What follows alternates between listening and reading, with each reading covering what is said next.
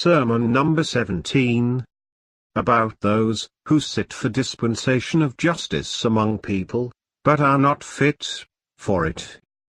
In the name of Allah, the Beneficent, the Merciful. Among all the people the most detested before Allah are two persons. One is he who is devoted to his self. So he is deviated from the true path and loves speaking about foul innovations and inviting towards wrong path. He is therefore a nuisance for those who are enamored of him, is himself misled from the guidance of those preceding him, misleads those who follow him in his life or after his death, carries the weight of others' sins and is entangled in his own misdeeds. The other man is he who has picked up ignorance. He moves among the ignorant, is senseless in the thick of mischief and is blind to the advantages of peace. Those resembling like men have named him scholar, but he is not so. He goes out early morning to collect things whose deficiency is better than plenty.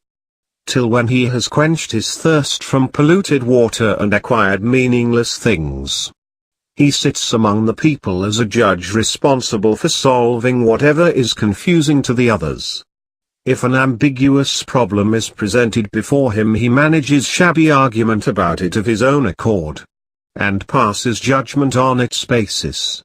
In this way he is entangled in a confusion of doubts as in the spider's web, not knowing whether he was right or wrong. If he is right he fears lest he erred, while if he is wrong he hopes he is right. He is ignorant, wandering astray in ignorance and riding on carriages aimlessly moving in darkness. He did not try to find reality of knowledge. He scatters the traditions as the wind scatters the dry leaves. By Allah, he is not capable of solving the problems that come to him, nor is fit for the position assigned to him. Whatever he does not know, he does not regard it worth knowing.